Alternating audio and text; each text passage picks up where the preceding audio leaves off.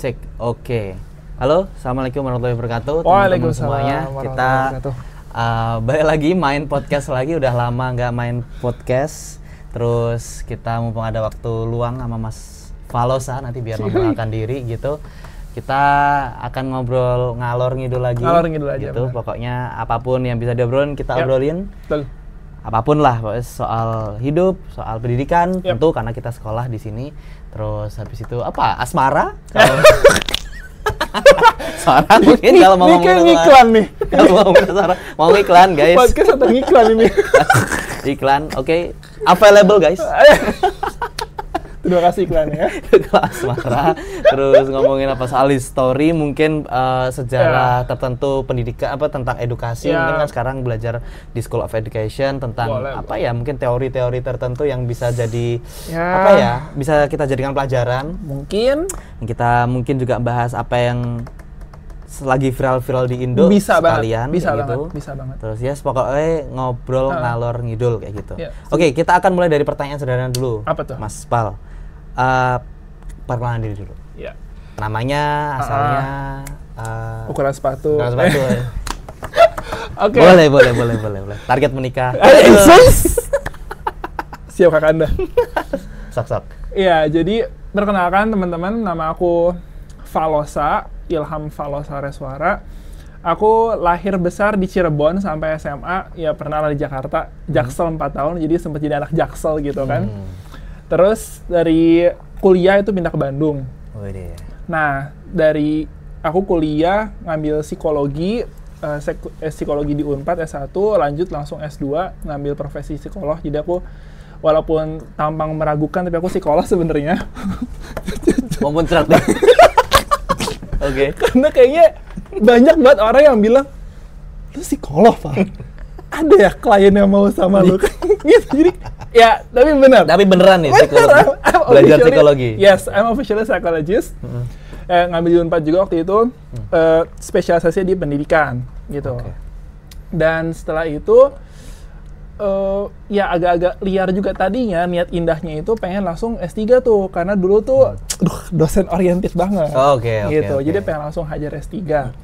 Bahkan kenapa aku ngambil S2 di Unpad pun karena tadinya pengen jadi dosen di Unpad ceritanya. Jadi kenapa? Karena waktu itu tuh pernah ngobrol kalau di psikologi saat itu S2-nya itu digabung untuk S2 dan untuk jadi profesi psikolog. Jadi ibarat kalau di kedokteran nih, itu setelah 4 tahun kuliah atau 3,5 tahun biasanya karena mereka pinter-pinter.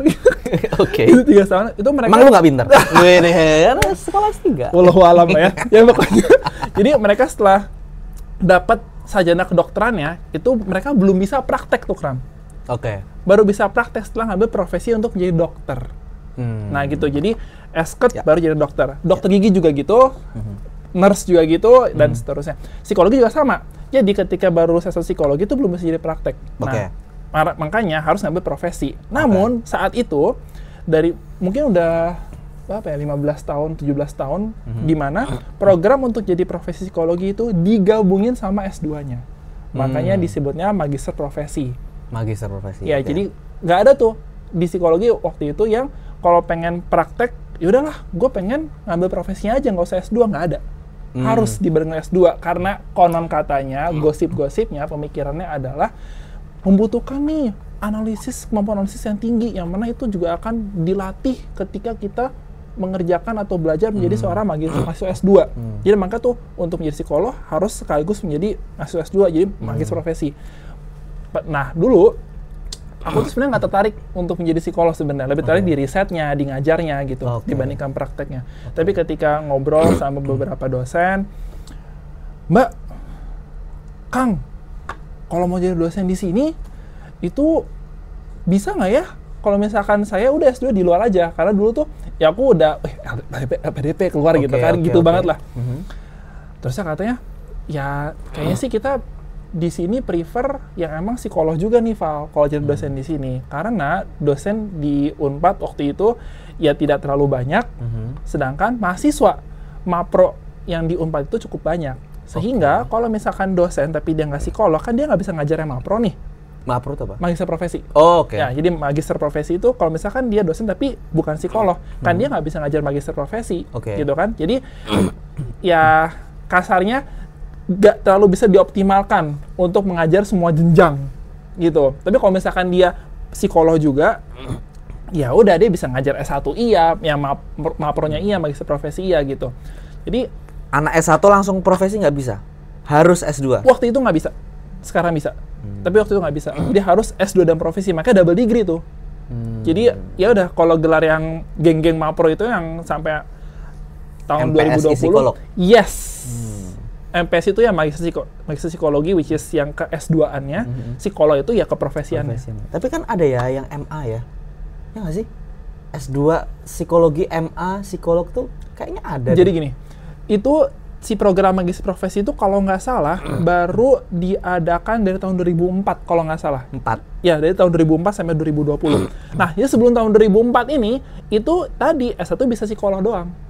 Makanya mungkin yang kayak gitu ya, MA atau MSc dan psikolog, yaitu generasi yang either sebelum 2004-an itu lulus S1-nya, atau sekarang nih setelah 2022 kali, gitulah. Nah itu sekarang balik lagi kayak dulu, Kram. Gitu. Jadi sekarang itu bisa psikolog doang tanpa perlu S2. Gitu. Nah sekarang kembali lagi kayak dulu.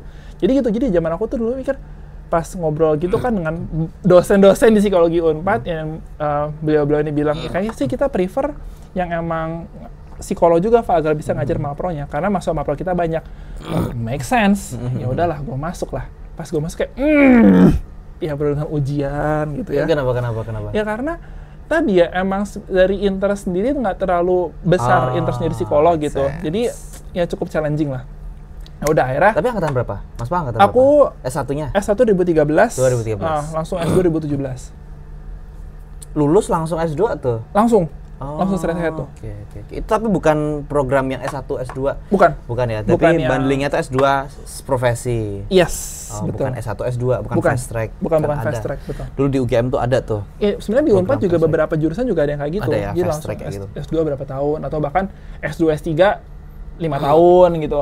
Tapi kalau di psikologi waktu itu nggak ada, nggak tahu sekarang. Gitu. Ya udah tuh, pengen jadi dosen kan. Nah, tapi setelah lulus S2 tahun 2020, semua sudah tahu COVID menerpa gitu kan. Iya, betul. Udah tuh, susah banget nyari kesempatan untuk S3 karena aku tuh mengultimatum diri sendiri, kalau S3-nya nggak luar negeri, nggak mau S3. Gitu, karena emang pengen banget untuk bisa membuka wawasan, untuk bisa belajar luar negeri gitu kan. Target diri sendiri ya ini ya? Diri sendiri. Tidak membahas orang lain sama sekali? Nggak ada. Jadi waktu itu pokoknya diri sendiri ultimatum, kalau misalkan nggak bisa S3 luar negeri, udah gue nggak usah S3 gitu, S2 aja.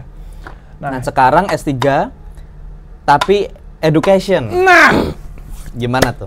Ya udah, jadi pokoknya kan setelah, nah ini makanya kenapa nggak psikologi? Nah ini berkaitan, jadi waktu 2020 setengah mati, karena lagi COVID, jadi susah banget. Saat COVID itu teman-teman, kalau misalkan kita S3, itu prosesnya adalah kita harus mendapatkan calon pembimbing dulu. Gitu, karena S3 itu by riset. Ya emang sih di US, kita ada kelasnya dulu ya, coursework-nya dulu. Tapi non-US itu langsung by riset. Sehingga kita harus dapat pembimbing dulu, baru bisa daftar kampus. Gitu.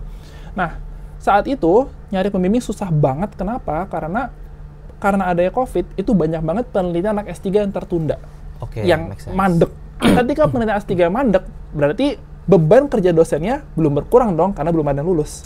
Sehingga dosennya nggak bisa, atau mungkin nggak mau, ngambil yang baru. Betul.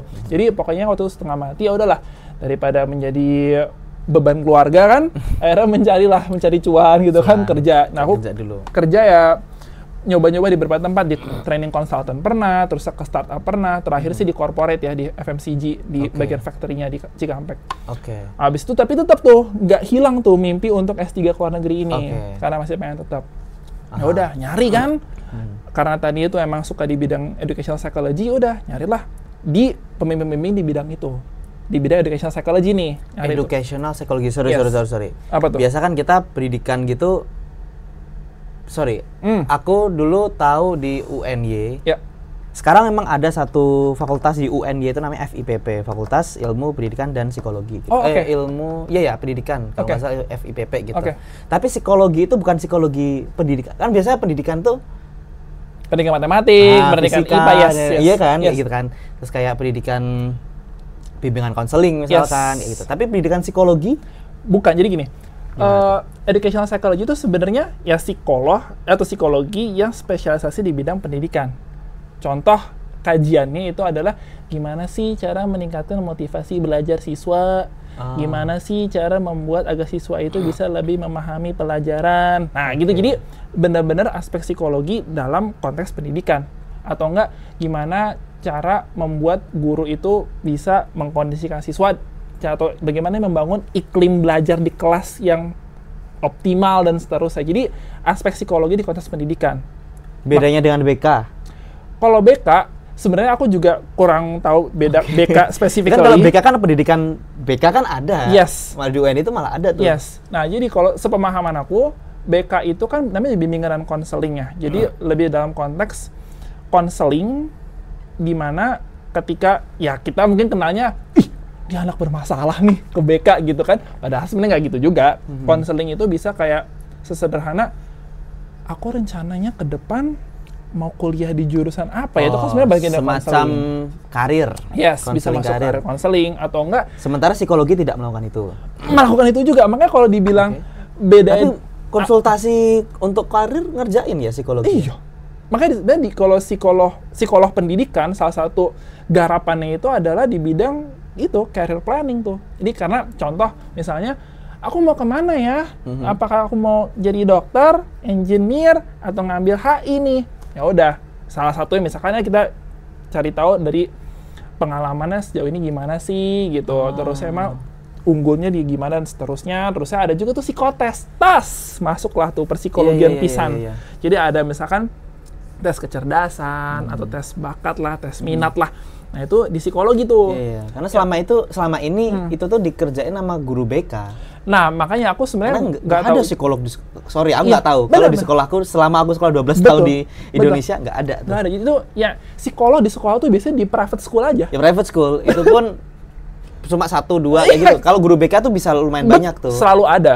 Pasti selalu ada. Dan emang sampai dipelajari khusus pendidikan BK. Bener. Ada buka jurusan itu. Gitu. UPI juga ada kayaknya, UPI, UNY kayak gitu. Jadi gini, aku makanya again ya, aku mungkin kalau untuk orang-orang BK-nya mungkin bisa komen juga gitu untuk mengklarifikasi dan mencerdaskan teman-teman yang lain. Tapi sepemahaman aku, pokoknya ini konkret banget ya. Kan ketika teman-teman itu pernah ikut psikotes ya, either tes kecerdasan lah, tes klinikal, kayak misalkan, aduh, aku ada gangguan, ya gitu-gitu.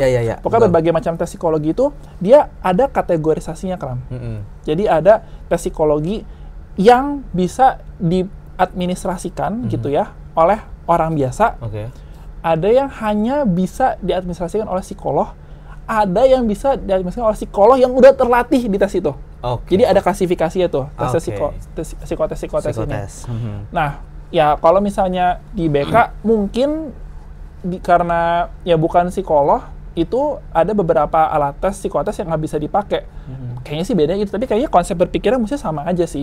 Jadi aku sih selalu menganggap ya BK itu sebenarnya bagian dari psikologi aja, cuma mungkin lebih contextualized gitu. Dan kayaknya khusus sekolah ya konteksnya kalau BK itu. Benar. Jadi mungkin psikologi lebih general lah. Lebih general, dan BK itu biasanya belajar tentang pendidikan pasti. Yes. Khusus soal pendidikan kayak gitu. Makanya jadi sebenarnya ya itu beririsan banget gitu.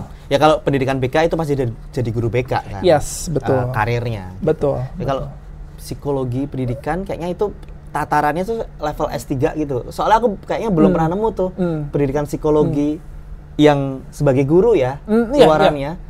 Nggak, kalau jadi hanya guru psikolog yang fokus ke edukasi pendidikan, bukan yang keluarannya jadi guru. Betul. Ya sih?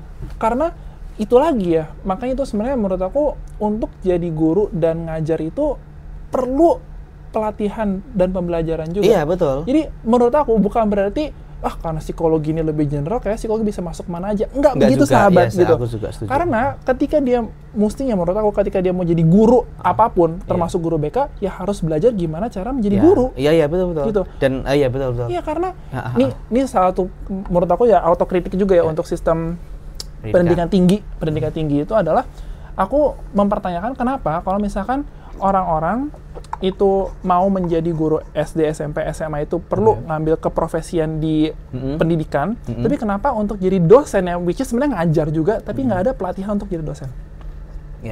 gitu. Kadang menurut aku, ya mungkin kita juga pernah ngalamin nih, ada dosen-dosen yang ngajarnya enak banget. Ada yang kayak wallahu alam, kenapa nih orang sih dosen? Karena nggak ada standarisasinya. Betul. Gitu loh, selama guru itu belajar ilmu pendidikan ya. Itu kan itu nggak gampang ya. Betul. Gitu. Makanya sebenarnya aku yang mengkritik sistem pendidikan tinggi, kenapa kok tidak diwajibkan dosen itu mengikuti ya pelatihan gitu. Kalau nggak diwajibkan, difasilitasi lah di kampusnya bahwa ya sebelum masuk ada orientasi, let's say 3 bulan, 6 bulan gitu, untuk ikut pelatihan dulu, pelatihan mengajar gitu. Ada jadi standarisasi agar ketika ngajar mahasiswa, yang mana jumlah mahasiswa yang diajar itu biasanya lebih banyak daripada jumlah yang diajar di dalam kelas. Betul. Misalkan di SMP, SMA pasti satu kelas 30 orang, 40 orang.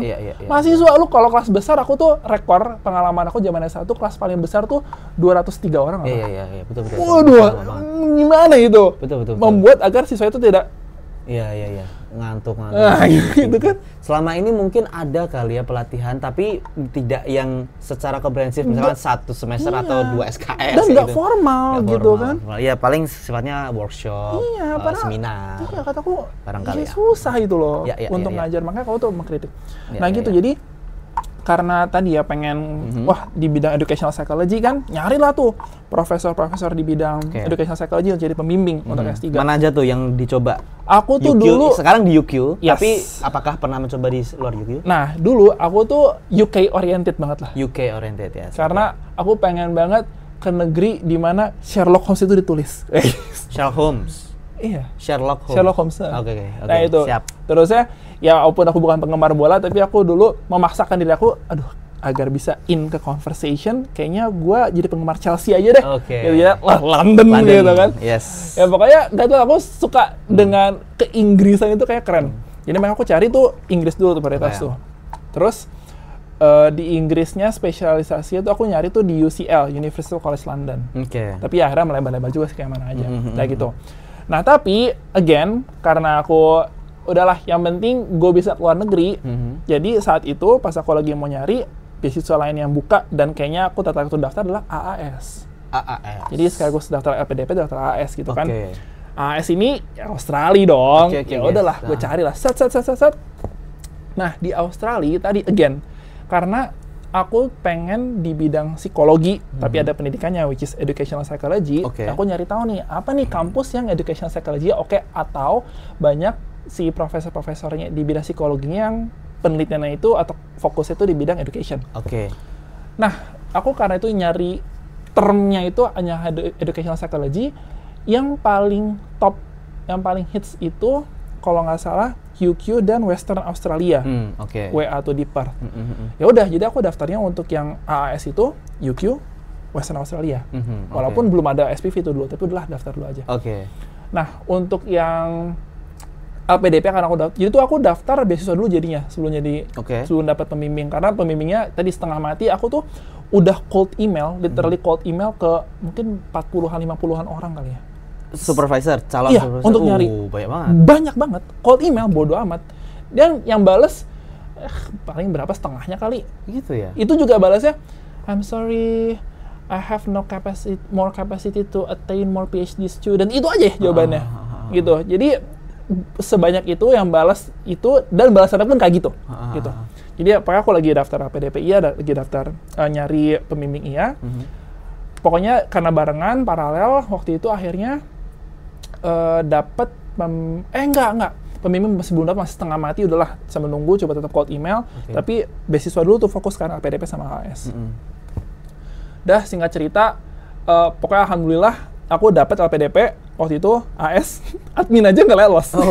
AS lolos, LPDP dapat. Berarti itu non LOA.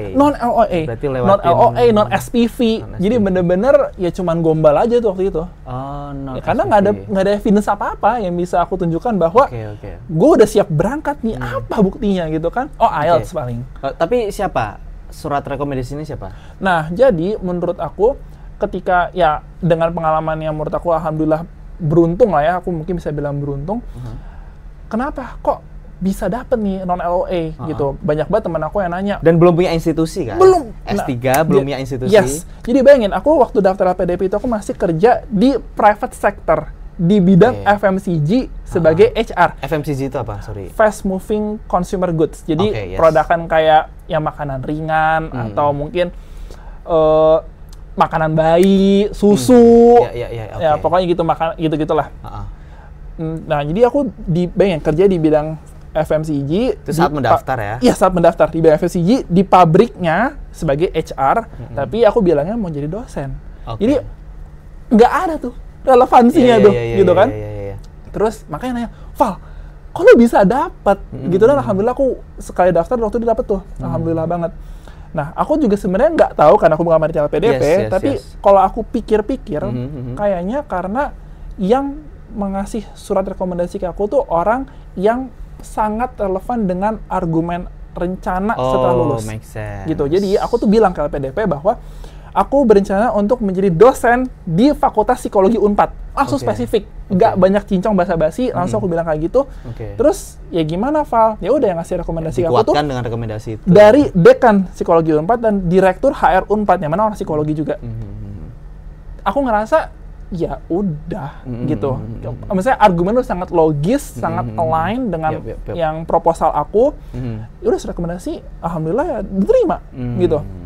Dan dengan itu ya, karena ya mau ngambil S3 terus saya mau jadi dosen, mungkin itu udah sangat masuk akal, sehingga pada saat interview aku tuh ngerasa interviewnya santuy banget. Aku ngerasa itu santuy banget, di mana pertanyaannya tuh pertama ada 2 interview waktu itu. Satu nanya tentang proposal penelitian aku. Dulu tuh proposal penelitian aku ingin meningkatkan pemahaman membaca anak SD. Gitu, karena background-nya adalah dari hasil PISA, itu pokoknya tes internasional ke sekian puluh negara, kita itu kemampuan pemahaman bacanya masih rendah banget, dimana ya mungkin kalau aku refleksi ke pengalaman aku dan juga mungkin Akram dan teman-teman lainnya, kita lebih sering dilatih menghafal dibandingkan memahami sebuah bacaan. Iya, betul. Gitu. Setuju.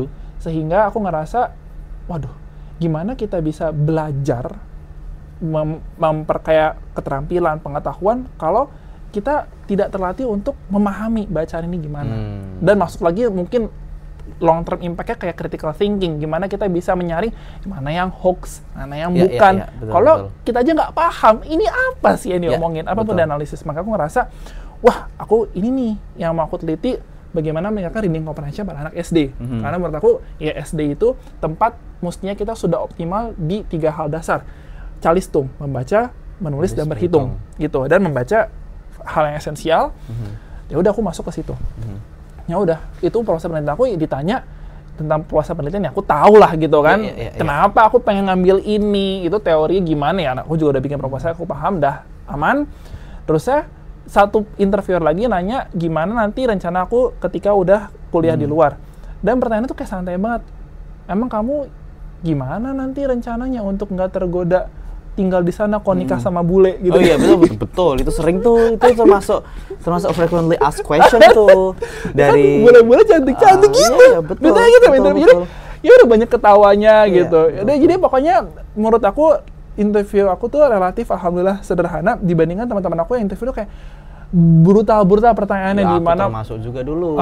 Gimana emang rumus-rumus? Aku sampai tanya rumus-rumus, tapi mungkin ya karena nggak tahu ya, kalau aku kan engineering gitu. Tanya rumus-rumus lah, pokoknya tanya rumus, bagaimana kalibrasi ini, kalibrasi itu, kayak gitu. Seteknis itu, sematematis itu. Kayak. Iya, bahkan teman aku ada yang ditanya, ini bener-bener gak terduga banget, waktu lagi interview LPDP ditanya, dia udah prepare, waduh, dia mau ke interview nggak tahu udah 6 kali udah banyak banget. Dia udah nanya, waktu interview pasti tanya, oke, kenapa kamu milih kampus ini? Ya, dia udah ada argumennya, bla bla bla, karena kampusnya bagus. Emang di situ berapa sih uang kuliahnya untuk jurusan kamu? Uang kuliah? Dikira kita admin? Nggak tahu lah, mana dia lihat. Jadi kayak, wah kok pertanyaannya ngeri-ngeri. Aku alhamdulillah smooth aja gitu. Memang beda-beda sih waktu masuk tes substansi itu, kita nggak bisa selalu menebak pertanyaan itu bakal itu terus tuh, nggak bisa. Sebanyak apapun kita mock up interview. Mas Pal mock up nggak? Enggak. Aku juga enggak. Iya, tuh kan. Jadi ada faktor luck lah. Jadi ya betul, tentu. Itu tuh jelas. Teman maksud tuh gini, aku sendiri memock up banyak sekali orang. Mungkin kalau dihitung puluhan lah, mungkin lebih dari 50 orang tuh aku pernah nge-mock up interview orang. Tetapi gini, aku selalu sampaikan, aku sendiri nggak pernah mock up interview dulu, kayak gitu kan. Jadi menurutku kadang tuh mock up interview itu terlalu membuat kita menjadi overwhelmed, tertekan. Betul. Padahal sebenarnya nggak semenakutkan itu. Memang ada yang menakutkan barangkali, tapi sebenarnya tidak semenakutkan itu gitu.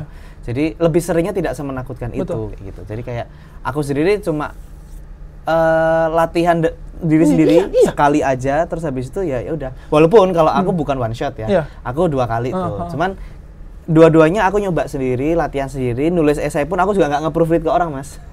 Jadi kayak Mas Pal proofread orang nggak? Aku agak lupa tuh, kayaknya enggak juga ya. Aku nggak sama sekali aku. Jadi kayak bahkan nulis bener-bener nulis sendiri tanpa dibantu kayak dulu mungkin ChatGPT belum ini. Wah, belum ada. Kayaknya belum ada. Waktu itu mungkin kalau ada pun kayak Quillbot atau apa. Aku nggak tahu, tapi pokoknya ChatGPT udah pasti belum ada. Tapi aku nggak nulis pakai itu, bener-bener nulis biasa aja kayak gitu, santai aja kayak gitu. Jadi ya ini unpopular opinion. Jadi kan banyak orang bilang, oh perbanyak mock up-nya, perbanyak latihannya. Itu betul. Tapi tidak harus selalu dengan orang lain gitu. Latihan tuh tentu, menyiapkan tuh pasti. Itu cuman, harus. Kalau nggak harus selalu sama orang lain. Nggak harus gitu. dalam bentuk mock up gitu kan persiapannya. Dan aku tuh sering sit in aja, merhatiin orang-orang aja, terus kayak merangkai sendiri. Dari hasil yang mock up ini kayak gini, aku catatan ini, punya catatan ini, itu combine aja. Karena kadang kalau kita nge-proofread misalkan, paling jelas esai yang ada tulisannya ya. Menurut proofreader A dia katanya begini, nanti proofreader B bilang beda. Mana yang benar kan gitu kan. Jadi kadang aku ya udah dari banyak sekali esai akhirnya aku sarikan sendiri sampai ketemu polanya seperti ini. Ya, inilah pola yang harus aku tulis kayak gitu. Setuju. Itu kayak gitu. Aku juga persiapan interview tadi ya bukan dalam bentuk mock up, tapi aku cari aja di bener-bener di Google banyak pertanyaan interview PDP. Di YouTube banyak. Udah, aku list. Jadi aku masukin compile dalam satu file dokumen Word. Nah, aku bacain tuh. Oh, kok pertanyaan ini jawabannya gini. Bener juga ya. Ya, pokoknya jadi udah gitu loh. Ya, betul. Aku nggak ada mock up-nya. Jadi ya. Tapi dulu wawancara pakai bahasa Inggris atau bahasa Indo, Mas? Nah, bahasa Inggris aku tuh kayak paling 1 menit 2 menit pertama lah. Begitu. Bentar. Atau paling lama 5 menit lah. Tapi emang itu benar faktor luck sih. Aku pun juga. Karena gini. Aku di percobaan pertamaku itu tuh full bahasa Inggris, Mas. Memang full bahasa Inggris dan aku nggak lolos sih waktu itu. Apalagi penjelasannya itu teknis banget. Tapi itu memang aku merasa bukan hanya underperform di wawancara, tapi juga di esaiku pun banyak hal yang bolong-bolong yang aku menurutku kurang oke sih setelah aku evaluasi ya. Nah, yang di kedua, aku udah siap banget nih menyiapkan semua halnya dengan bahasa Inggris kan. Iya. Keluarlah pas wawancara, lah pakai bahasa Indo kayak gitu. Ya udah alhamdulillah aja sih kayak gitu. Dan emang nggak bisa ditebak. Betul. Gitu. Pokoknya temen aku yang daftar bareng saat itu ya dia untuk S2 sih. Itu full English. Start to end. Iya. Full English. Tapi dia lolos ya? Lolos juga. Jadi ya makanya kembali lagi ya itu benar-benar nasib ya. Tapi ya tentu kita we have to prepare for the worst kan. Iya betul. Jadi tadi kalau untuk persiapan interview ya kalau mau mock up mah enggak, tapi pokoknya intinya teman-teman harus tahu emang biasanya apa sih pertanyaan yang mainstream yang muncul dan bagaimana menjawab itu disesuaikan dengan konteks teman-teman nih. Nah itu penting, menurutku penting. Jadi rencana teman-teman tuh mau ngapain dengan kuliah luar negeri di jurusan di negara itu dan bagaimana kontribusi itu terhadap rencana teman ke depannya gitu. Udah itu harus align banget sih sebenarnya. Itu betul sih, menurut aku betul. Jadi mock up itu bentuk persiapan. Iya. Bukan kewajiban bukan gitu. rukun bukan gitu. Rukun kayak gitu. Tapi ya kalau mau ya monggo itu salah satu yang paling populer juga. Cara yang paling populer, provider juga sama. Betul. Gitu. Oke, terus habis itu keterima LPDP. Singkat cerita waktu itu keterima LPDP. Terus ya udahlah mulai proses. Waduh, ini gue benar harus dapat pembimbing kok. Kalau nggak jadi sekolah nih. Iya betul. Pas beasiswa tapi nggak jadi sekolah. Karena waktu itu masih COVID, jadi LPDP itu ngasih toleransi kalau nggak salah 24 ya bulan. 24 bulan ya kalau nggak salah. Sekarang 18 karena udah nggak COVID. Betul. Ya. Jadi 24 bulan.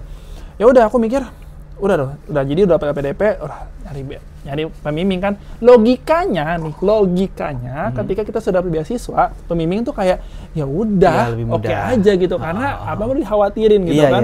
Toh udah dijamin sama negara lagi nih beasiswanya. Betul.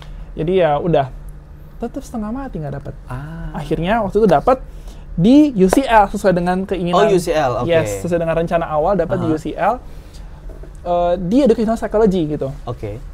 Di educational psychology jadi dapat pembimbing 1, terus pembimbing 1 tuh nyari pembimbing yang keduanya. Ini aku cariin deh, Val. Oke, gas gitu kan. Pembimbing 2-nya udah dapet, udah Val, tinggal daftar ya Val. Oke gitu. Jadi udah daftar adminnya gitu ya, udah admin, terusnya udah kayak syukuran di keluarga beneran. Ini kayak udah siap gaspol berangkat. Tiba-tiba nggak jadi. Kenapa tuh? Karena dua-duanya itu mereka lagi terlibat project gitu di school mereka, di jurusan mereka, terus katanya dekannya atau lead project itu gimana itu memajukan deadline-nya sehingga kayak hanya banyak banget yang perlu dikerjain dan dia kayak nggak menyanggupi nambah masuk PhD. Make sense. Udah lah. Padahal udah keinginan banget tuh ke UCL, udah syukuran, udah ke London tuh. Iya, UCL. udah segala macam gitu kan. Kok gini. Ya udah, tapi ya nggak putus asa dong, masa kita berhenti kan. Ya udah, aku cari lagi lah. Cold email lagi ke 30-an orang lagi. Dan nggak cuma kenapa kok di UCL waktu itu fokusnya soalnya kalau misalkan mau daftar ke kampus lain, itu kan nanti harus ngurus lagi ke PDP perizinan ganti kampus gitu kan. Betul. Kalau misalkan berarti UCL tuh dulu masuk yang kamu masukin, Mas? Oh iya. Iya, UCL. Nah, terus ya udah UCL, akhirnya aku mikir, bodo amat lah, gua ngurus izin ganti kampus itu kan daripada gua nggak berangkat. Cobalah ke Edinburgh, cobalah ke Manchester kalau nggak salah. Ya masih pokoknya di UK. Iya, masih UK. Edinburgh sempat dapat 1, tapi dia bilang untuk pembimbing keduanya kamu cari sendiri ya. Ya udahlah, aku coba cari sendiri. Tapi wajib tuh? Harus ada 2 pembimbing emang. Harus ada 2. Itu syarat siapa? Kayaknya untuk S3 common-nya gitu deh kayaknya. Common-nya, tapi bukan requirement di LPDP?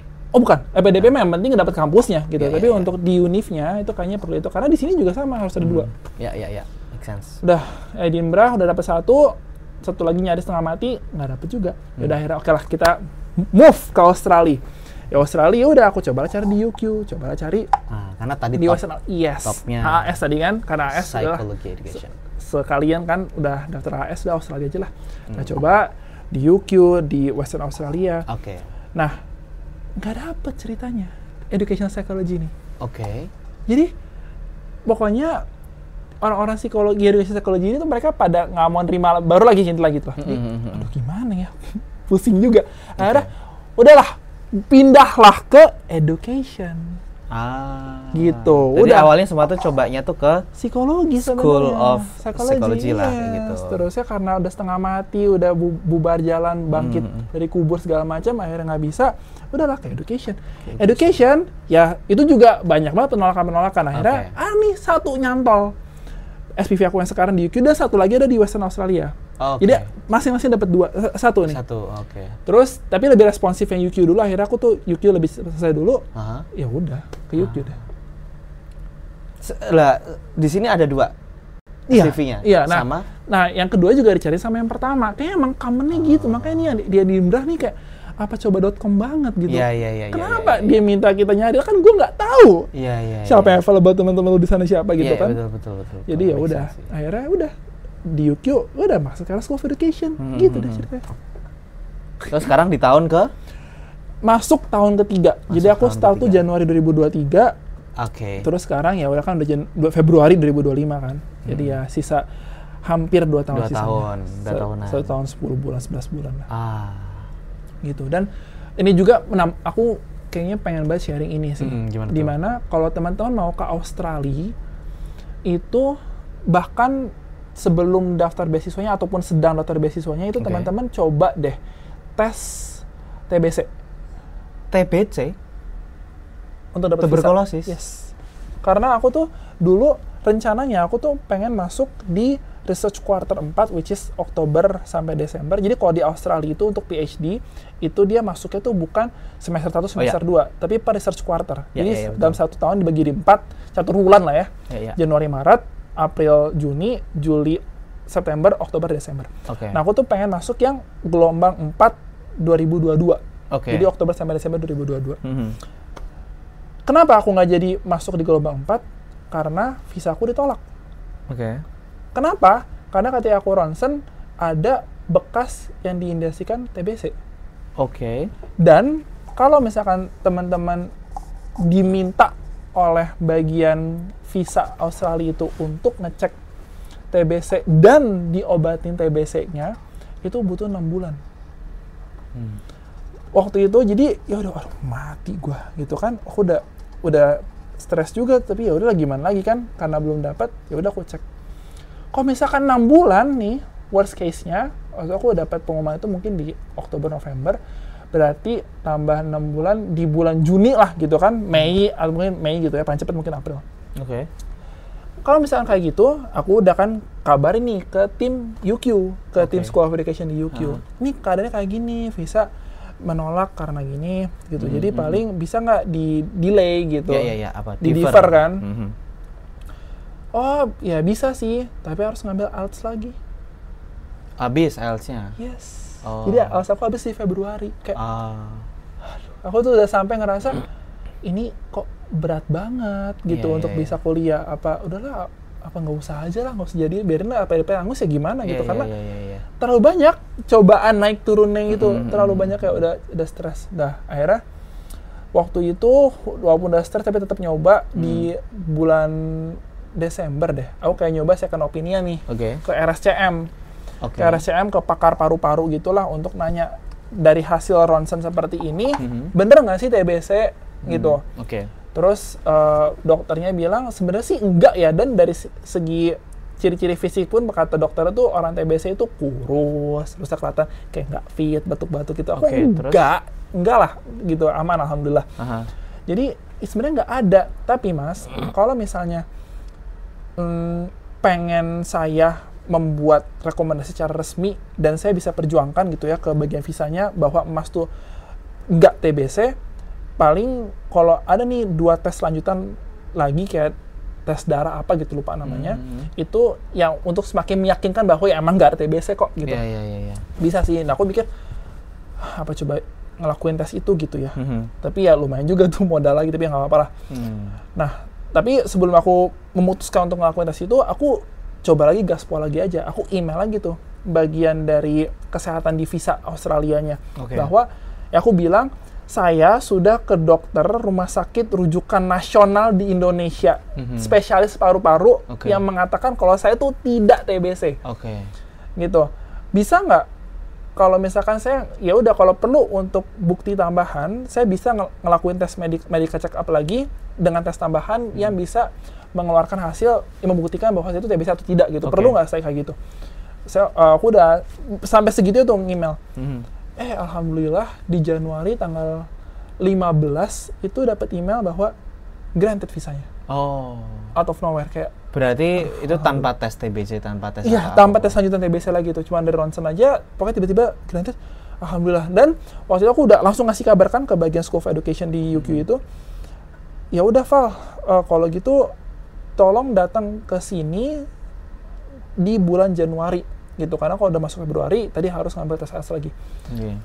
Ya udah langsung setengah mati, packing segala macam. Aku berangkat di tanggal 23 apa 28, 23 kalau nggak salah. 28 lah. Ya udah, akhirnya sampailah di sini.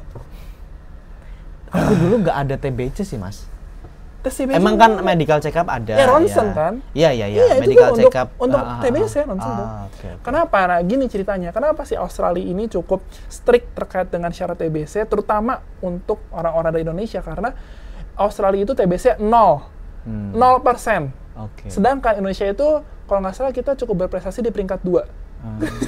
Se-internasional kalau jadi ya masih unfortunately kayaknya masih banyak kasus TBC di kita di Indonesia gitu. Iya, betul. Dan ya karena mereka kan TBC sangat menular ya. Iya, sangat menular. Makanya udara, ya, gitu. Strict banget gitu si Australia ini, kalau ada ini kasus TBC lu obatin dulu. Iya. Gitu ceritanya. Aku dulu cukup mudah sih kebetulan ya Mas, aku nggak tahu gimana? Maksudnya aku nggak lama. Aku kan lulus November. 2023. Sampai 2003 aku batch 2 2023. Tuh lolos, terus habis itu berangkatnya aku sampai sini Februari. Pas coblosan. Gila. Jadi November, visanya Januari juga baru selesai aku. LOE-nya aja tuh baru ada November akhir. Itu November tengah itu dapat LPDP, November akhir dapat LOE. Oh berarti non-LOE. Non-LOE. Aku juga lewatin TBS juga waktu itu, tes paket skolastik. Oh iya. Terus habis itu Desember ngurus apa ke UQ apa macam-macam kayak gitu, dokumen-dokumen tambahan, terus habis itu ke LPDP, terus PK aku Januari, terus Februari. Masih online kan? Enggak, aku udah offline. PK aku offline. Ya. Tapi PK itu bisa milih offline online, Mas. Really? Iya. Jadi masa sih? Iya, bisa. Jadi ada banyak teman-teman di sini kayak PK 225 kalau nggak salah, banyak banget teman-teman di sini tuh yang PK 225 itu salah satu contohnya batch PK yang online, full online. Kayak gitu. Dan itu teman-teman di sini, teman-teman kita di sini kayak gitu. Itu banyak banget yang full online kayak gitu. Nah, kalau aku offline. Kebetulan aku offline. Aku PK 221, Mas Pal PK berapa? 195. Aku 221 itu di Januari 2023. Januari 2024, Januari 2024. Nah, terus habis itu Februari udah sampai sini pas coblosan. Aku golput. nggak karena gini, aku golput karena tanggal 10 itu di sini coblosan. 10 Februari 2024 itu kan lebih dulu di sini coblosannya. Oh iya betul. Nah, di Indo baru tanggal 14. Iya. Nah, sementara aku sampai sini tuh tanggal 11. Oh, berarti belum ngurus hihi untuk bisa nyoblos gitu ya? Atau nah, apanya? Kan juga udah selesai. Aku sampai sini kan udah selesai. Sorry. Tanggal 11. Oh iya. Jadi sampai sini pemilihan di sini udah selesai, pemilihan di Indo belum mulai. Jadi aku nggak ada berduanya. Jadi golput aku. Aku kemarin pilpres kemarin golput ya. Jadi aku tidak bertanggung jawab. Aku kan kalau bertanggung sama apapun. Ya maksudnya kita. Iya. Ya, maksudnya guyon aja. Iya. Kita tentu sebagai warga negara ya harus bertanggung jawab dengan baik untuk membayar pajak dan macam-macam, dan sekolah dengan baik tentu. Kan gitu. Udah disponsorin LPDP nih. Betul. Kita harus sekolah dengan baik juga. Tentu. Betul, iyalah. Udah sekolah dibayarin, ya kita semaksimal mungkin kita bisa sekolah dengan benar. Oke. Terus kalau Akram sendiri, kenapa? Akram tuh jurusannya apa, Akram? Aku di sini geografi. Namanya Master of Geographic Information Science. Oke, Geographic Information Science. Nah, itu kenapa ngambil itu dan di UQ? Aku punya dua jawaban. Oke. Jawaban serius sama jawaban guyon. Jawaban guyon dulu gitu. Jawaban guyon pun ada dua gitu. Ini kayak ada template-nya ya. Oh, ini pertanyaan yang sering banget ditanyain. Karena di mana-mana tuh sering tanya kayak gini kan, cukup sering kalau ngisi sharing-sharing Iya. Jawaban serius yang pertama, jawaban guyon yang pertama adalah di sini tuh satu-satunya jurusan yang punya gelar kalau ditulis di nama itu MGIS gitu. MGIS. Kenapa itu menjadi penting? Karena gini, kita tahu sendiri kalau di Indo itu cukup lekat ya, orang melihat status dari status pendidikannya gitu. Kita nggak bisa pungkiri itu, artinya bukan berarti aku cari gelar, bukan. Betul. Tetapi kita tidak bisa pungkiri bahwa gelar itu jadi salah satu hal yang dilihat oleh sebagian besar masyarakat kita. Nah, gelar science itu biasanya itu MSc gitu Mas. Kalau apalagi aku engineering yang dulu S1-nya, itu tuh biasanya kayak engineering, kayak gitu, atau apa ya, biasanya MSc kayak gitu kan. Atau kalau di Indo MT kayak gitu. Nah, gelar MGIS ini jadi penting karena di bidangku itu ada satu tools namanya GIS, Geographic Information System, bukan science ya, tapi Geographic Information System, sistem informasi geografis. Orang itu kalau udah lihat ada GIS aja di namaku misalkan, itu udah ini udah pasti orang geospasial kayak gitu. Orang yang belajar tentang bikin peta kayak gini kayak gitu. Jadi aku butuh gelar itu untuk memberi branding, memberitahu orang bahwa orang tuh merem aja tuh udah tahu aku tuh orang belajar geospasial. Aku tidak seperti orang yang lainnya yang belajar geospasial yang mungkin gelarnya MSc, kayak gitu, karena itu gelar umum di science atau engineering. Nah, aku tuh pengen membuat gelarku tuh khusus, unik, dan orang sekali baca gelarnya tahu aku belajar geospasial. Karena aku pengen membranding diriku sebagai orang yang belajar geospasial, yaitu belajar bikin peta kayak gitu. Tuh, nah, jadi ini jawaban guyon ya teman-teman. Itu jawaban guyon. Maksudnya sebagian banyak orang kan jawab kurikulum, profesor kayak gitu. Betul. Aku guyonnya aku pengen cari gelar kayak gitu. Aku cari gelar aja gitu. Itu guyon apa? Guyon yang kedua. Guyon yang kedua sebenarnya aku ini mungkin pertama kalinya aku ngomongin mungkin di luar kali ya. Biasanya aku ngomongin cuma close di ini aja, di webinar gitu aja. Ini kan nanti di-upload di YouTube soalnya. Ini mungkin juga aku ngomongin pertama kali ke Mas Pal atau ke teman-teman yang ada di sini. Aku tuh di sini tuh sebenarnya lagi punya misi. Aduh. Ini nih seru nih. misi terselubung, misi rahasia. Misi gitu. rahasia ini. Yang kini akan aku buka gitu, karena udah berjalan 1 tahun gitu. Karena udah cukup ada hasilnya gitu. Sama kayak Mas Pal. Apa tuh? Misinya tuh cari jodoh. Oh, cari jodoh. Tapi udah aku tuh jujur aja, aku tuh kesini tuh emang cari jodoh. Betul. Karena cari jodoh itu gini.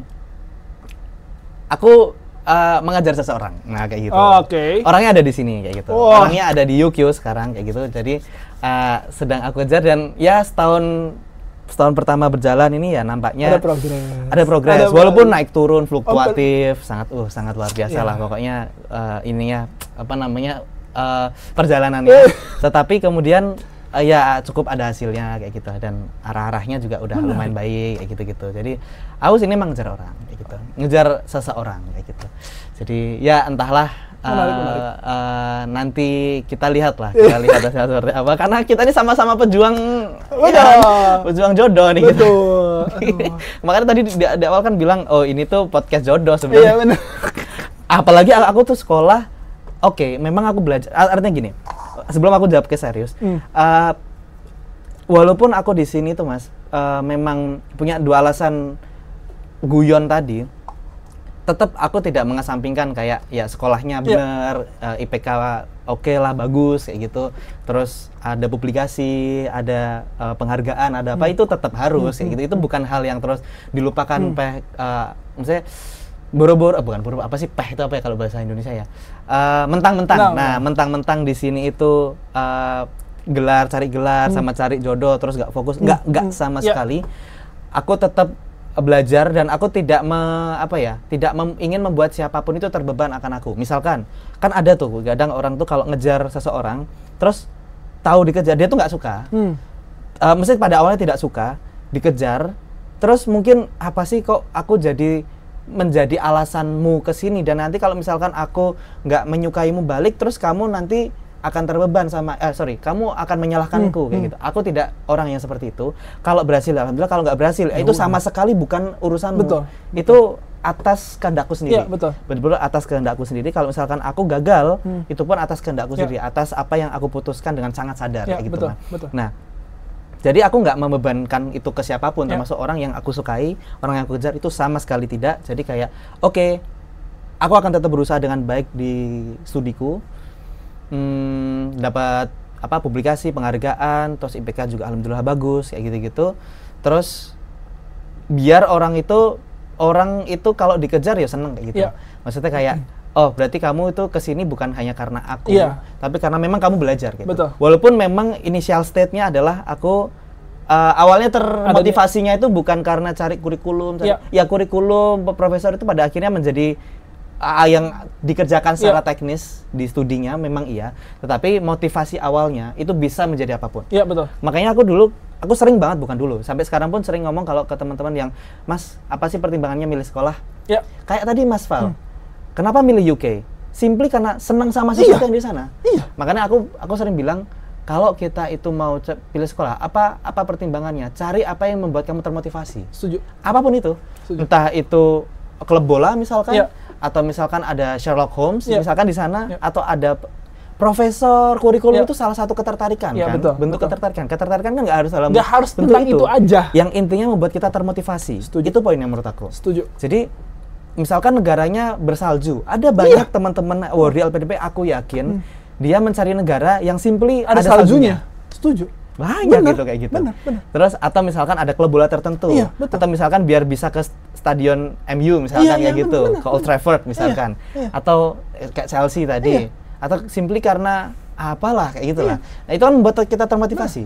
Nah dalam hal ini motivasiku itu memang tidak akademik, tapi itu kemudian memotivasiku dalam akademik. Betul. Jadi ini juga pelajaran buat teman-teman, nggak harus kok pertimbangannya kurikulum, nggak harus. Justru faktor kita nyaman belajar itu malah kebanyakan bukan karena akademiknya sih. Personal ya, bukan karena kurikulumnya bagus terus kita jadi senang belajar. Kurasa ya itu mungkin ada, tapi tetap lebih besar itu yang personal. Betul. Kecuali kalau kamu memang mungkin seseorang yang apa ya, scientific base apa mungkin ya seperti itu, yang kurikulumnya bagus, fasilitas kampusnya iya itu tentu tentu dalam hal akademiknya, tapi lebih banyak tuh enggak seperti itu. Iya, betul. Lebih banyak tuh enggak. Setuju. Karena lebih banyak hal di kurikulum di akademik itu membuat kita pusing sebenarnya daripada bikin happy gitu. Jujur aja. Iya, malah demotivate sebenarnya. Jujur aja. Iya, makin kita belajar tuh makin kita merasa nggak tahu banyak hal kan. Betul. Makin kita itu merasa bodoh. Betul. Kayak gitu. Apalagi di UQ ini, aku dulu milih UQ salah satunya juga karena kampusnya bagus. Iya. Kita tahu jadi kampus ini cantik banget lah menurut aku lah. Jadi itu juga salah satu faktor. Iya. Jadi nggak harus kurikulumnya, nggak harus profesornya. Iya. Memang kalau aku sendiri pertama tadi karena aku cari gelar, yang kedua karena aku ngejar seseorang kayak gitu. Aku kenal udah lama dan terus dia ada di sini juga, terus oke, mari kita coba kayak gitu. Itu menjadikan aku termotivasi untuk dapat ini itu selama studi kayak gitu, Mas. Nah, itu jawaban guyon. Aku sering ceritakan itu kalau ke webinar. Kalau jawaban seriusnya adalah ngomongin kurikulum memang. Kurikulum terus kayak kurikulum di sini sangat environment based kayak gitu. Walaupun ngomongin soal geospasial, tapi geospasial arahnya itu lingkungan. Itu yang aku suka karena di dunia engineering khususnya di cluster infrastructure itu tuh sering kali dibagi menjadi dua kubu. Apakah kamu pengeksploitasi alam, eksplorasi atau restorasi? Eksplorasi atau konservasi atau restorasi itu. Pilihannya ada dua itu. Nah, kalau eksplorasi ya seperti teman-teman tambang kayak gitu-gitu, teman-teman sawit. Sawit itu termasuk yang eksplorasi. Terus kemudian ya banyak lah yang mengeksplorasi, kayak tambang kan juga macam-macam. Ada juga yang konservasi, kayak gitu. Konservasi yang sifatnya mengembalikan apa macam-macam. Kayak kita kenal Mas Rian Mantasa, dia belajar tentang nature based solution, kayak gitu. Menaturalisasi sungai kayak gitu. Nah, kayak gitu-gitu. Jadi ada orang yang sukanya tuh belajar lingkungan. Ada orang yang sukanya mengeksplorasi, eksplorasi sumber daya alam, kayak gitu. Punya kelebihan kekurangannya masing-masing, tetapi kalau aku sendiri sukanya ke arah yang lingkungan. Makanya aku suka belajar di sini karena apapun yang biasanya kita pelajari itu untuk eksplorasi, kalau di jurusanku dulu di sini tools yang sama digunakan untuk konservasi kayak gitu. Jadi kayak aku happy aja dengan approach seperti itu karena aku lebih senang menjadi conservationist daripada menjadi eksplorator. Ya kayak gitu. Daripada aku nggak tahu, bisa jadi karena kita juga hitungannya masih muda. Suatu hari iyalah, nanti pasti akan berubah-berubah juga. Yes, betul begitu. Cuman untuk saat ini aku senangnya di konservasi, yaitu belajar tentang konservasi dibandingkan dengan eksplorasi. Tapi ada banyak teman-teman yang walaupun mengeksplorasi tapi tetap memperhatikan sisi lingkungannya juga banyak. Itu juga kita nggak bisa nggak bisa lupakan lah bahwa teman-teman tambang itu juga kemudian berusaha belajar agar sustainable, entah sustainable dalam konteks resource-nya, human resource-nya, kayak biar gimana bisa memanfaatkan orang lokal, kayak gitu, local society, lokal kontennya tinggi, kayak gitu, walaupun misalkan perusahaan multinasional tapi lokal kontennya tinggi, kayak gitu-gitu. Terus memperhatikan environment sustainability, itu juga ada banyak kayak gitu. Tapi hari ini aku tidak ingin belajar yang seperti itu, tapi belajarnya lebih ke arah lingkungan, kayak gitu. Jadi ya jawabanku antara dua itu, serius sama guyon itu kayak gitu. Dan itu sama-sama beneran aku lakukan kayak gitu. Pokoknya termotivasi aja sama apapun. Nggak harus tentang kurikulum, nggak harus tentang itu. Setuju. It can be anything. Termasuk tadi bola. Atau sampai dapat UCL. Ya kan?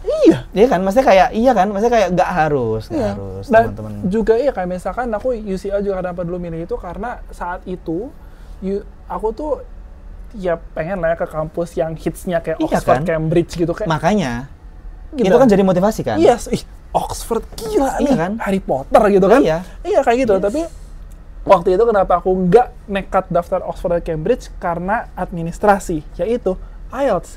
Ini si Oxford Cambridge orang gila ini, aku tuh alhamdulillah aku bagus, aku dapat 8. Oke. Nah, tapi rating aku tuh cuma 6,5. Jadi minimum requirement banget. Dia 7. Dia minta 7. Minimal per every band. Iya, semua bandnya itu minimal 7 dan untuk overall 7,5 apa. Jadi kayak nggak tembus lagi nih untuk ini kalau level bahasa Inggrisnya kayak Mas Valin beda ya, karena kalau aku jujur aku jelek bahasa Inggrisku. Aku cuma 6,5 semua, Mas. Overall aku 6,5 kayak gitu, 6,5. Nah, ini juga sebenarnya ini apa ya? Bukan mitos juga, itu gini. aku selalu menekankan ke teman-teman aku yang kayak misalkan nanya, Val, gimana Val, lu bisa dapat IELTS segitu? Aku selalu bilang bahwa bahasa Inggris aku tuh nggak bagus, tapi aku bisa mengerjakan IELTS dengan baik. Kenapa? Emang itu beda gitu. Jadi gini, pada dasarnya semua tes assessment itu IELTS lah atau enggak ujian kita zaman UTBK ataupun itu ya, itu kan tujuannya adalah untuk bisa mengukur atau mengetahui kemampuan seseorang di bidang itu. Jadi misalkan kayak IELTS, tujuan tes IELTS adalah untuk membuat kita tahu seberapa jago dia bahasa Inggris. Gitu, dasar pemikirannya seperti itu. Tapi bukan berarti IELTS ini menjadi representasi yang sangat super duper 100% akurat untuk kemampuan si bahasa Inggris ini. Iya, betul. Gitu. Ujung-ujungnya, bukan ujung-ujungnya juga, tapi praktikalnya adalah untuk kita bisa perform di IELTS, kalau mau muter, ya udah kita emang benar-benar meningkatkan semua skill bahasa Inggris itu secara keseluruhan. Kita nonton film lah, kita cari partner conversation lah, kita banyak bikin tulisan bahasa Inggris dan seterusnya. Iya, itu akan memberikan kontribusi secara general ke pengetahuan kemampuan bahasa Inggris kamu, dan akan mempengaruhi skor IELTS kamu. Tapi kalau mau lebih praktikal, udah drilling aja latihan soal IELTS sampai rontok. Iya, betul. Gitu aja. Gitu. Aku tuh bener-bener, makanya kalau dibilang aku conversation nggak lancar-lancar banget, nulis nggak jago-jago banget, baca ya mungkin oke lah karena sering baca bahasa Inggris, tapi kenapa bisa dapat segitu? Karena aku latihan IELTS sendiri terus-menerus. Jadi ya itu betul sih. Itu kayak kita orang Indonesia mengerjakan soal bahasa Indonesia. Siapa coba yang bahasa Indonesia sepanjang rapot ya teman-teman dapat itu di atas 8, di atas 9 tanpa dikatrol, setengah mati. Jadi ngomong bahasa Indonesia itu berbeda dengan tes bahasa Indonesia. Beda yang gitu. Jadi ya gitu, kalau dibilang aku jago bahasa Inggrisnya enggak, tapi kalau jago dalam tes IELTS ya kayaknya sih lumayan gitu. Ya dibutuhkan dengan nilai. Iya, dibutuhkan kan itu. betul karena itu banget.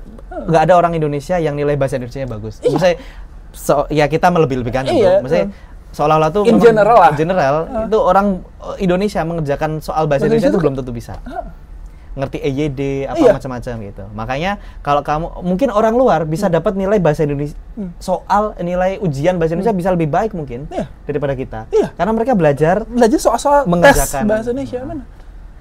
Gitu. Belum tentu native, belum tentu dia kalau nilai bahasa Indonesia bagus terus jadi kayak native gitu. Belum tentu. Sama juga dengan bahasa Inggris, merasa begitu. Gitu kali ya. Ini udah berapa lama sih kita ngobrol? Ini 57 menit. Santai aja. Nambahin 3 menit, aku pengen kita ngobrolin lagi viral. Kita belum lupa nih, kita belum ngomongin viral. Viral apa ya?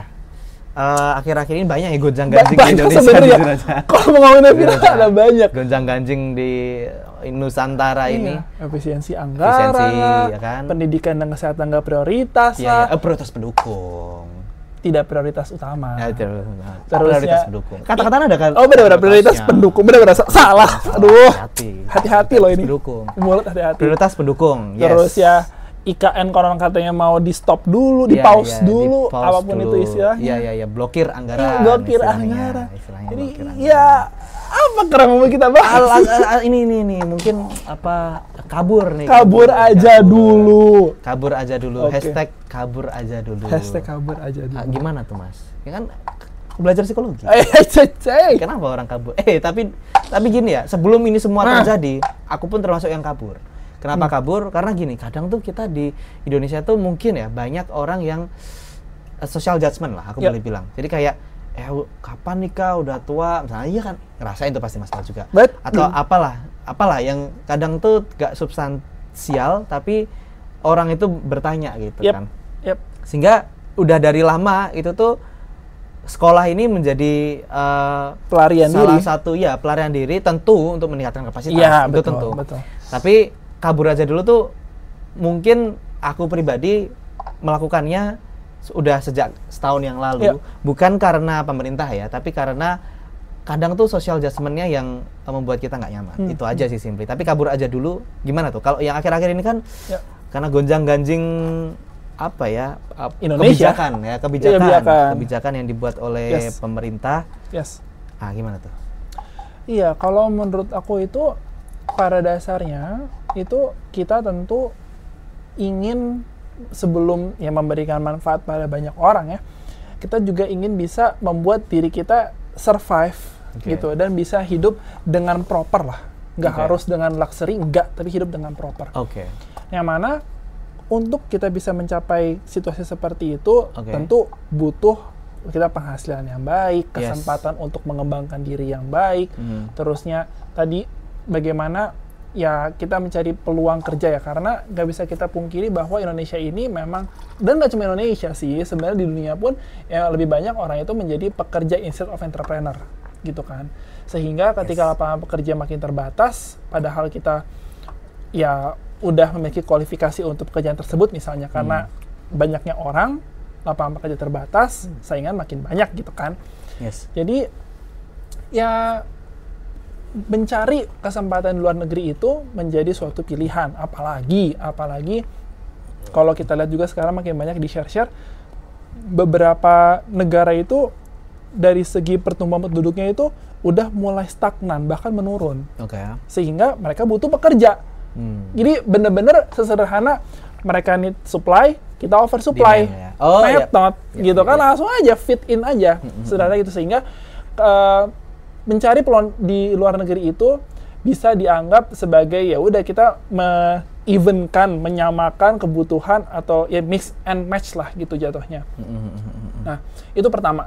Jadi sebelum masuk ke kebijakan, pada saat itu sebenarnya hal yang menurut aku lumrah. Cuma kenapa sekarang makin hits nih untuk udah kita kabur aja, karena makin banyak orang yang merasa, waduh, keamanan diri ini kayaknya terancam dengan kebijakan-kebijakan pemerintah. Yang mana mungkin udah ada contoh konkret juga ya. Aku sempat lihat video, walaupun aku belum memvalidasi ini videonya hoax atau bukan, tapi aku lihat video itu bahwa ada pegawai kontrak suatu kementerian, suatu departemen, aku lupa, itu dirumahkan, itu mungkin ada 300-an orang apa. Sebanyak itu. Jadi bayangin, ketika mereka makan sarapan di pagi hari itu merupakan sarapan terakhir mereka sebagai pegawai itu. Gitu. Dan bayangin, ketika itu menjadi tulang punggung keluarga, berapa banyak orang yang akhirnya tidak bisa menghidupi keluarganya. Nah, kan ada, ini baru aku bahas nih kemarin sama Mas Agus Rianto yang tadi itu. Ada satu quotes yang mungkin ini ungkapan keprihatinan ya. Anak dapat makan tapi ayah dirumahkan. Ya, betul. Dan itu memang salah satunya memang terjadi di beberapa temanku sendiri, beberapa, aku kan dulu kerja di balai di Jogja gitu, di balai PU di Jogja, itu beberapa orang resign padahal udah bertahun-tahun di situ karena diturunkan statusnya menjadi THL. Jadi awalnya tenaga harian lepas yang dulunya kontrak dengan gaji yang cukup buat mereka, terus kemudian diturunkan menjadi THL yang mana membuat tidak cukup. Gitu. Bukan dipecat, tapi menjadikan THL itu dengan kualifikasi, ada yang S1, ada yang S2 kayak gitu. Gajinya mungkin 100 sampai 150 per hari. Kayak gitu. Nah, mungkin kerjanya selama 20 berapa ya, berarti 25, 20 ya kayak itu 24 hari, 23 hari kayak gitu. Ya bagi mereka kurang cukup lah, kayak gitu. Sehingga mereka resign, mencari yang lebih baik. Gitu, dan ya itu ya, kalau misalnya kita melihat dari sudut pandang itu bukan dalam konteks kabur aja karena kita lelah atau kita nggak suka, tapi ya sesederhana gimana kita bisa hidup, survive. Karena tadi ya pasti manusia itu sebelum kita ke orang lain, ke nasional atau apa, ya gimana nih untuk diri dan keluarga terdekat gitu kan. Sehingga itu menjadi salah satu opsi gitu untuk mencari kesempatan di luar negeri. Jadi pertama tujuannya untuk memenuhi kebutuhan gitu, itu menurut aku itu. Yang kedua, kebutuhan yang terpenuhi adalah untuk mencari peluang untuk bisa berprestasi misalnya. Karena gini, dulu itu dari ya mungkin dari tahun 2000-an atau 90-an kali ya. Kalau di psikologi itu penelitian di bidang neuroscience itu kayak menggunakan MRI atau enggak apa sih PET scan gitu-gitu di Eropa, di US tuh ya udah banyak gitu. Bayangin nih, ketika emang si orang yang sekolah itu misalnya itu passion di bidang-bidang seperti itu, mana itu ya di bidang psikologi itu pentingnya bagian itu. Dah dia ke sana sekolah tuh belajar ke US atau kemana ke Belanda gitu udah belajar. Pas ke Indo pas mau balik, lah kita nggak punya MRI di kampus. Lah kita nggak punya, terus mau diapain tuh ilmunya? Padahal ketika dia di Belanda, dia udah bikin publikasi, dia udah bikin protokol intervensi dan seterusnya. Tapi nggak bisa dipakai Pak ketika udah balik. Jadi akhirnya itu bagaimana mencari lagi kesempatan untuk bisa menuangkan apa sudah yang dipelajari segala macam agar bisa bermanfaat lebih. Jadi ya again ya, maksudnya kalau menurut aku Sultan Kabur aja dulu itu bukan karena kita egois, tapi mungkin ada faktor itu dan nggak tahu ya nggak apa-apa juga kita mikirin diri sendiri, dan mana nggak mungkin kita bisa memberikan manfaat pada orang lain kalau kita dirinya aja nggak ada gitu kan. Jadi kataku itu ya kesana terus ya udah akhirnya ke luar negeri untuk bisa memberikan dampak lebih. Yang mana kalau kita lihat beberapa menteri kita yang luar biasa keren-keren pun pengalamannya juga ada banyak di luar negeri kok gitu kan. Presiden kita. Bu Sri Mulyani. Terusnya dulu banyak kan menteri dagang yang dia kayak di perusahaan minyak sekian puluh Erick Thohir. Jadi ya bukan berarti ketika kita udah tidak berada tinggal physically di Indonesia itu kita nggak bisa berkontribusi. Mungkin dengan kita mengakumulasi pengalaman kita di luar negeri karena banyak fasilitas, kita bisa membawa itu tuh gelondongan ke Indonesia. Boom, gini loh pengembangannya. Kan beliau-beliau ini sekarang di Indonesia, coba siapa yang meragukan nasionalisme presiden kita? Siapa yang meragukan nasionalisme menteri-menteri kita?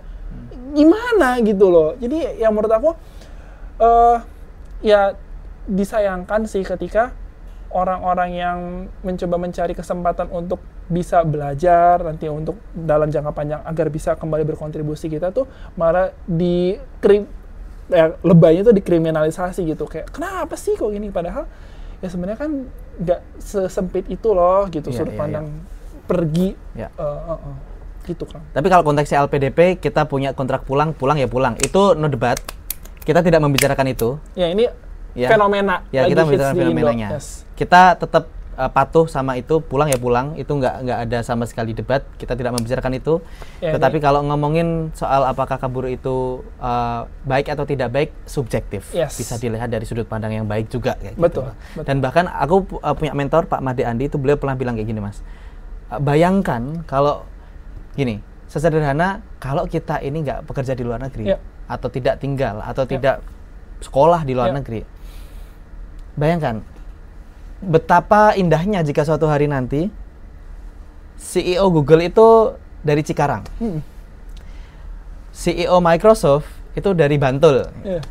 Itu nggak akan mungkin terjadi kalau orangnya ada di Indonesia. Betul. Sehingga orang Indonesia itu memang harus berada, kalau kata beliau, berada di puncak-puncak kejayaan dunia, puncak-puncak kejayaan ekonomi, pendidikan apa di dunia ini, agar bisa menjadi bagian dari mereka pada akhirnya. Gitu. Kita tahu CEO itu banyak orang India. Iya, betul. TikTok pun dari Singapura. Kayak gitu. Jadi CEO besar itu juga ya mana yang dari Indonesia? Kebetulan dari Indonesia malah fraud kayak lagi akhir-akhir ini. Jadi kayak sayangnya seperti itu. Nah, kan kayak gitu. Yang kita bisa banggakan tapi kok malah fraud kayak gitu kan. Jadi kayak ya again kalau ngomongin nasionalisme kayaknya ke luar negeri bukan berarti tidak nasionalis. Bukan. Jadi reimagining the borders. Kan betul. Tadi kan sempat ngomong waktu kita taping sebelumnya. Ya, betul. Jadi hari ini berkontribusi itu tidak terbatas ruang. Betul. Nah ini yang juga penting, mindsetnya adalah kita bukan warga Indonesia, tapi kita adalah warga dunia. Mesti banyak teman-teman yang di sini, yang di ruangan ini, Maspal, teman-teman Maspal yang kayak lahir di mana, besar di mana, sekolah di mana, bekerja di mana. Kadang kan di kita tidak banyak seperti itu ya. Jadi kayak bukan berarti nasionalisme itu tidak diukur dengan di mana kita berada. Aku yakin seperti itu, dimanapun kita berada, termasuk video ini dibuat salah satunya sebagai bentuk boleh dibilang nasionalisme karena kita peduli sama yang ada di Indonesia kayak gitu. Walaupun kita hari ini ada di sini. Nah, di warna ini yang di atas ini. Oke, segitu dulu teman-teman semuanya. Kita nanti mungkin bisa ngobrol-ngobrol lagi sama Mas Pal kalau misalkan pokoknya ngisi konten-konten ya, ngobrol-ngobrol santai, apa mungkin bisa bahas yang lain dan lain sebagainya. Thank you teman-teman. sudah mengikuti. Nanti kita akan ngobrol-ngobrol sama orang lain atau mungkin juga sama Masal untuk isu-isu yang lain. Thank you teman-teman semuanya. Ini sudah sejam. Wassalamualaikum warahmatullahi wabarakatuh. Waalaikumsalam. Thank you. Bye. Stop.